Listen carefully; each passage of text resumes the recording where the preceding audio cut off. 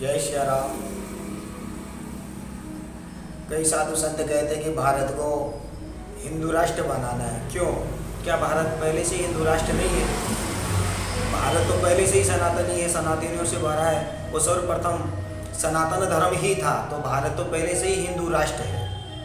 कोई माने ना माने उससे कोई फर्क नहीं पड़ता, मगर भारत पहले से ही हिंदू राष्ट्र था, है और हमेशा रहेगा। अगर कोई कोशिश करनी है तो ये कोशिश करना जरूरी है कि हमारी जो भारतीय संस्कृति, जो संस्कार है, वो लोगों के अंदर, आने वाली पीढ़ी के अंदर बना रहे।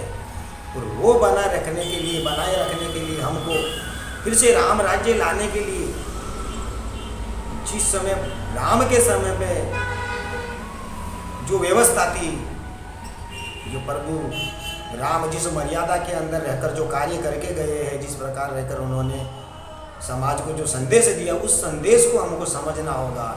एक दूसरे के प्रति पूरा परिवार किस प्रकार समर्पण भाव से, बलिदान से, त्याग से, सहानुभूति से, प्रेम से एक दूसरे के प्रति प्रभु श्री राम का परिवार भरा रहता है। एक पिता के वचन को निभाने के लिए 14 साल के लिए प्रभु राम वनवास चले जाते हैं। उनके पीछे लक्ष्मण भैया चले जाते हैं। 14 साल तक परिवार को, पत्नी को, माँ बाप को, सबको त्याग देते। एक पत्नी उर्मिला जैसी एक पत्नी पति को आदेश देती है और कहती है कि आपका सर्वप्रथम जरूरी है अपने भाई की सेवा में रहना, आप जाइए उनके साथ में, आपको रोकूंगी नहीं।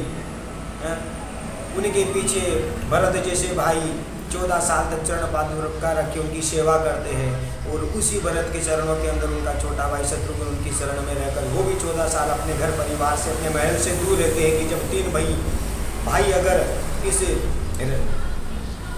राज्य का राजभोग नहीं करे, इन्हें जो भी राज्य के जो ऐशो आराम है, सुख है, सुविधाएं है, उनका जब वो आनंद नहीं ले रही, तो मैं अकेला कैसे ले सकता हूँ? अगर मेरे प्रभु श्री राम इन चीज़ों से वंचित है, वो जंगल में रह सकते, तो मैं भी उनके जैसा जीवन जीऊँगा। वो भी इस प्रकार कहकर अपने भरत भैया थे शालिग्राम के अंदर, उनकी शरण में चला जाता है। वो भी वहाँ पे सेवा में लग जाता है। इस प्रकार का जो त्याग, बलिदान, एक दूसरे के प्रति जो सहानुभूति, जो प्रेम अटूट, ऐसा आज हर घर के अंदर हो, तभी जाकर राम राज्य फिर से बन सकता है। अगर राम राज्य को बनाना, हम हाथ में ध्वजा लेंगे, नारे लगाएंगे लोगों को, जय श्री राम, जय श्री राम, ठीक है, ये कुछ समय के लिए लोगों को हम उत्साहित कर सकते हैं, मगर अपने अंतरकरण के अंदर जो परिवर्तन सच में आना चाहिए, घर घर के अंदर जो परिवर्तन, समाज के अंदर, आपस के अंदर, भाई भाई के अंदर प्रेम, सास बहू के अंदर प्रेम, पति पत्नी के अंदर जो प्रेम, एक दूसरे के प्रति समर्पण भाव, त्याग, बलिदान, ये चीज़ें सभी के प्रति, एक दूसरे के प्रति परिवार के अंदर बने, तब तो राम राज्य बने। ऐसे कैसे क्या राम राज्य बने? हर घर के अंदर प्रभु की भक्ति हो, संतों की सेवा हो, बड़ों का आदर हो, सम्मान हो, बड़ों की आज्ञा का पालन हो, तभी तो राम राज्य बने। और फिर से वो राम राज्य बनाने के लिए हमको घर घर के अंदर ये संस्कार, हर परिवार के अंदर ये संस्कार लाना जरूरी है। और ये संस्कार अगर आने वाली पीढ़ी को देने हैं और ये संस्कार बनाए रखने हैं, तो उसके लिए अपने को सबसे पहले अपने घर को सुधारना होगा।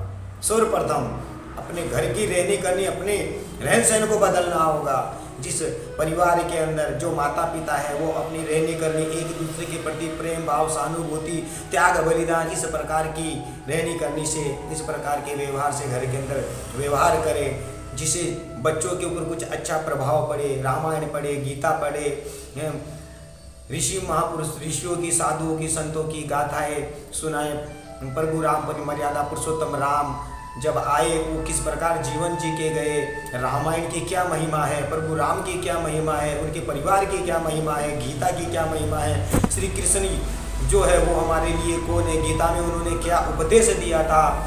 ऐसे जितने भी हमारे भारतीय संस्कृति के जो भी वेद ग्रंथ है, उनके सभी के बारे में हम अपने बच्चों को बताएं, उनको अच्छे संस्कार दें, उनको बड़ों का आदर करना सिखाए, उनको अगर बोलना भी सिखाए तो सर्वप्रथम सबको राम राम करना सिखाए, शाम राम राम, जय श्री कृष्णा, इस प्रकार हर हर महादेव, इस प्रकार हम लोगों को किसी से भी बात करके संबोधित करें तो पहले इस प्रकार हर हर महादेव, जय श्री राम, जय श्री कृष्णा, जय गुरुदेव, इस प्रकार संबोधित करके बात करे, बड़ों का आदर करे, छोटों का सम्मान करे, सबसे प्रेम से हिल मिल के रहे, गलत शब्दों का प्रयोग ना करे, जिद जैसी और गलत खान पीन से दूर रहे, मांस मदिरा ऐसे व्यसनों से हम घर का वातावरण जितना शुद्ध रखेंगे उतने अपने आने वाली पीढ़ी, अपने बच्चों का जीवन भी शुद्ध और पवित्र होगा।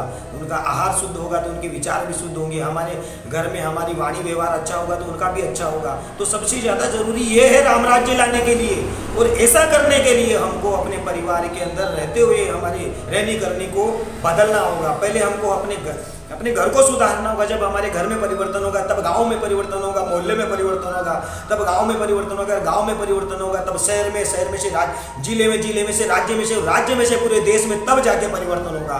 और इस प्रकार का परिवर्तन करना बहुत जरूरी है। याद रखना मेरे भाइयों, इस प्रकार का परिवर्तन ही बहुत जरूरी है। जब तक ये परिवर्तन नहीं होगा तब तक राम राज्य आ नहीं सकता है। और राम राज्य अगर लाना है तो घर घर के अंदर जय श्री राम का नारा, रामायण गीता के पाठ और बच्चों को अच्छे संस्कार देना बहुत जरूरी है, बहुत जरूरी है। तब जाके राम राज्य आएगा।